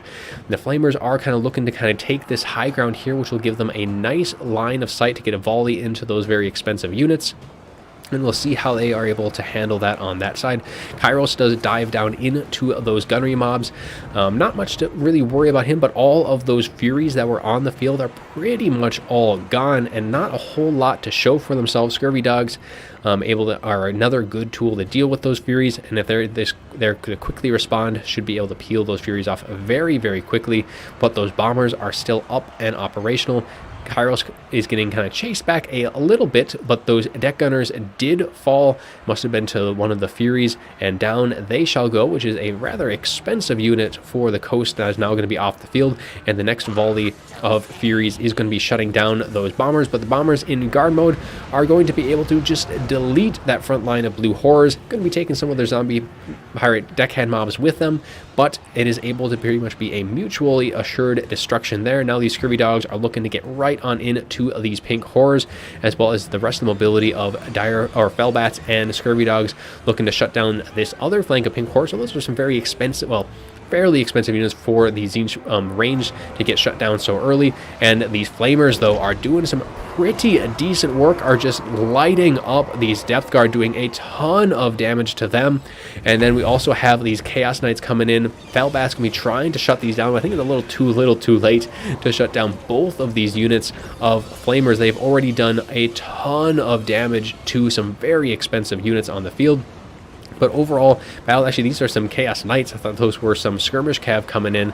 But back onto the front field, the bombers are now having a pretty much free reign. I think the things are looking pretty decently overall for Coast on the center field. They got some nice shots from these gunnery mobs coming into this pocket. And then the range, for the most part, is getting shut down. Both of those pink horrors, well, I guess they're engaged, but they're not really getting shut down too quickly. Those Scurvy Dogs and Fellbats aren't exactly putting out enough DPS to really be too much of a bother to them. And okay, so I was like wondering where those Flamers had gone. They're getting chased back more and more by these Depth Guard, but that's going to really overextend these Depth Guard and is going to allow this one unit of Flamers to pretty much get point blank shots into them. They're so close to the reinforcement points by both for the Vanguard and the regular that Tzeentch can easily bring something in to kind of shut these guys down. Might do a little bit of friendly fire, pull off the shield from their own Flamers, but for the most part, that is going to be one unit. But for those Death Guards still were able to pull it away from these other units of Death Guard with halberds. More blue fire, pink fire, all raining down against that Vampire Fleet Admiral, trying to shut it down. And now these Chaos Knights should be able to kind of turn around and just clean up these depth guard, allow those flamers to get on to those pole arms, and those are some very expensive units off the field. And this could be a very nice army ability for Tzeentch. Going to be catching a ton of the units, all of these pole arms, regular mobs. It's not nothing so very expensive, but that's still a nice chunk of HP to really kind of work their way through, and it might be enough to kind of punish these bombers enough to cause them to kind of crumble away. A few more volleys might be enough to kind of finish them off once and for all, but Coast still has plenty of units in this pocket and are going to be able to push on to point 3, as Tzeentch has kind of been pushed back into the back corner where most of their expensive units are anyways, but Velbats are all kind of just hounding their flamers pretty quickly. And hopefully Tzeentch has got something to kind of pull and kind of redirect, as more of their own Furies should be able to beat those kind of really beaten down Velbats, as Kairos is engaged in melee, surrounded by some animated Hulks trying to kind of deal with that Vampire Fleet Admiral, though not a whole lot of damage is being dealt either way on that side. As the Screamers see a nice juicy target though, at their own bonus versus large, going to be diving down onto these animated Hulks, going to be getting their charge, denying the animated Hulks theirs, going to be able to get through a nice bit of chip damage, and will allow now these Chaos Knights to get a nice surround off onto these animated Hulks, and should be able to quickly tear them into nice and little bitty pieces, as the Flamers finally able to open up their fire once again onto these Depth Guard with polearms. An Invocation on Heck is going to try and kind of stabilize them, but this volley from the Flamers is just going to tear right through that HP. Blue fire as well, going right down the pipe, and is going to be able to just almost completely nuke these guys. Critical binding, another volley might be able to push them over and kind of start really crumbling them down bit by bit, but still Coast almost has all 3 objectives at this point. They have 2 and are taking the 3rd point, though Tzeentch is going to start to be able to kind of reform their lines a little bit and push into point 1. Though a lot of the units that they have left aren't exactly well tailored towards taking objectives, but we're getting a nice rear charge from the Chaos Knights, going to be able to hopefully just kind of finish off these last 2 units of zombies, quickly break them down, does a nice bit of damage off the charge, and are going to be hopefully to continue that charge right into the black spot, though these are bonus versus large units that have their own halberds. So it's not going to be an easy task for those Chaos Knights to deal with those handgunners, but it will at least shut them down, and I think these blue horrors would be a much better tool to deal with that black spot if they can get their own volleys off onto them. And it looks like the Tzeentch is able to kind of, not before Coast is able to capture it, but they are able to start getting enough cap weight onto point 3 and are putting some pressure onto point 1 as well, though Coast still holding very, very strong, pushing back the Flamers once again, though these Flamers have gotten a nice bit of value, 1,400 on one, and the other one is sitting at 1,171, so they have more than paid for themselves, getting another beautiful volley off into all of these Coast units, just trying to just melt them down as quickly as they can. Another point blank volley into these deckhand mobs before they themselves are going to be wanting to kind of pull back. And I think with most of their ammunition spent, it'd be pretty safe to kind of pull them back from the battlefield, get some new units on the field, because that is one thing that Tzeentch is going to be needing, as we have more mobility units for the Scurvy Dogs. Felbats going to be putting more and more pressure, and there's not really enough units for Tzeentch to keep their Flamers safe. And I think if FPOD kind of realizes this might be a very good opportunity to try and pull these guys back completely. It's not really worth trying to get one more volley off when you can get some nice decent supplies back with a nice unsummon on them, though Kairos is going to be trying with all of his Furies, and with these new summons coming in from the Vanguard spot, just completely murking these Velbats. It looks like it is actually going to be enough to free up these Flamers, so they might be able to get their last volley in before the rest of the Tzeentch forces focuses their attention on the far point. And then on to the lower grounds, the Black Spot have taken quite a bit of damage, but not before dishing out quite a bit in return. I don't know if it was quite worth it for those Chaos Knights. Black Spot at 874, so a lot of that value I'm sure was done to those Chaos Knights. and these guys are just kind of getting dragged down. But with that, most of the field presence for Coast on this side has been dealt with. Their push has kind of slowly worn its way out. Scurvy Dogs continuing to try and hound these Flamers as Furies and Screamers are all diving down on top of them. And Coast is looking like they are getting backed very much into a corner at this point. They do not have a whole lot left. Most of their supplies is spent. It looks like we have some stuff coming in from the top field, but there's going to be animated hulks, some deckhand mobs. Not exactly a quick, fast pushing force. Those animated hulks can do some okay damage, but still it is not going to have probably the DPS that they're going to want, and especially going up against some spears. You got some Chaos Knights, which are going to be probably a pretty decent problem for them. Blue Horse having used up the last of their ammunition, so some more support in that front might be in order for Tzeentch, but they are sitting very nice here. Nice volley, doing a bit of friendly fire. Those Flamers taking a bit of their own fire from their allies, as they do kind of, though, are able to push those pole arms over the edge, so they're going to be starting to crumble, and this other unit of Death Guard are getting pretty low themselves. And Coast does lose that top point to Tzeentch, and there is still plenty of time. 400 to about as close to 800, so it's almost in that triple cap range. It might even be at that stage. Kind of doing the math real quick, where Coast can almost hold point 2, though it is going to be very, very tight, and it is going to be, it really is going to depend on how much Tzeentch can bring to bear, because they're bringing in a bunch of pink horrors now, which are going to do excellent work at kind of just quickly dealing with the pole arms, all of these animated hulks, and Coast is actually looking to be pushing into point 3 as the Chaos Knights are going to start circling around themselves, looking to get some recharges in, as we do have some units, some gunnery mobs coming in, but there is not really any support. Tzeentch is going to have to keep at least some units, though, on to that point 1 to prevent a back cap. With that Vanguard so close, some Scurvy Dogs can very quickly jump onto point 1 and take that back from Tzeentch, and that will definitely help them in terms of just the time left in this fight, with those pink horrors just melting through those animated hulks, doing a nice bit of damage early on. In that initial volley, and that air fight is looking to go very well for Tzeentch, with those Furies and those Screamers quickly dealing with those Felbats up in the sky, and more blue fire is going to be kind of coursing its way through, just trying to pluck away at that Vampire Fleet Admiral.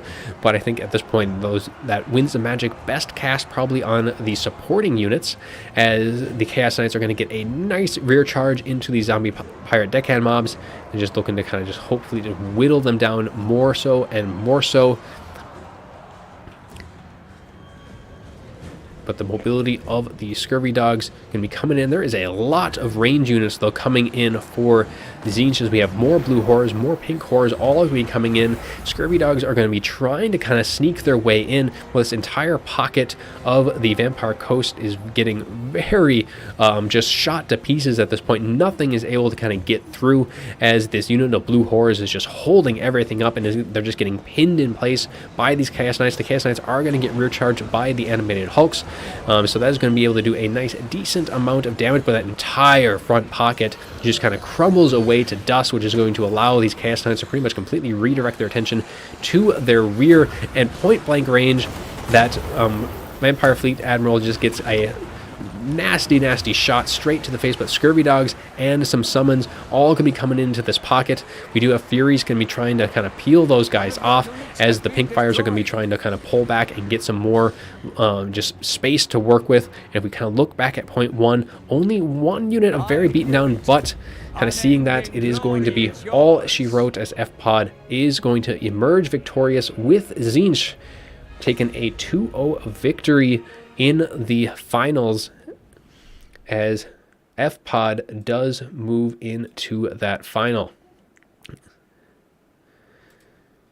Oops. So back to the after battle report, see how things did kind of fare on both sides. So Kairos not getting nearly the value that he would have wanted, only 1,300. A lot of those blue fires on that Vampire Fleet Admiral just did not connect in the slightest. Like, it was just falling just either into the ground, just barely missing, which is usually not the case for that blue fire, so it's definitely not as accurate as it once was. Pinks did very well, getting over 1,000 on 2 of them, the other one not quite as well, and then all of the blues getting some pretty decent value on top of that. Rest of the Marauders, nothing special with them, but for the reinforcements, the Chaos Knights did pretty decent work, and then the Flamers themselves, these guys were the bread and butter on that top field. Just Coast needed to shut these guys down, and they did some work. Almost 1,800 for both of them. A lot of that was done to these depth guard, which really floundered quite a bit. I mean, these guys only got 25 gold value. They got just nuked into just little itty bitty pieces, crumbled to the ground. All the Screamers did pretty well. The Furies did very nice work. 2 of them getting 1,200 a piece, the other one getting 600, so some nice value on that side. For the rest of the Coast roster, just kind of quickly looking through all of that, not a whole lot of value between them. And again, the other Death Guard unit, only 348. The Black Spot did okay, and then the Scurvy Dogs got some nice engagements, but they just didn't have the DPS to really shut down all of the pinks in time. And then, yeah, just the rest of the valley just really kind of flat on the coast side. Those Flamers did very nice work against the very expensive units. Yes, Derek, so definitely good seeing those Flamers get their shots in. And normally time you either need a nice high advantage or you need to be firing just like into a hole in your formation, which definitely can kind of lend to your Flamers just getting force path directly into. Luckily, they were able to kind of keep enough units to kind of slow down the approaching depth guard, and the depth guard just got just completely flamed down. That was a ton of good value on that side. But that is going to be all she wrote. So let's just update that final score just so it's reflective. FPOD wins 2-0 against Fistful in the final. And yeah, that is going to be all I've got for everyone today. Hopefully everyone enjoyed the games. If you got any questions or comments at the end, you have another minute before kind of closing things off.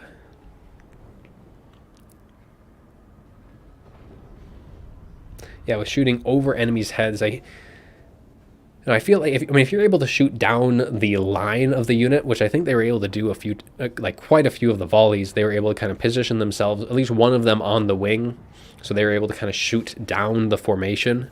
So they really didn't have to worry too much about that. And yeah, when they hit, and they definitely did this game. And I think if Tzeentch didn't have those 2 Flamers, or they weren't able to stay online, I think that they could have, there would have been really no good answer against, especially the polearms. Those Chaos Knights just wouldn't have been able to do much at all.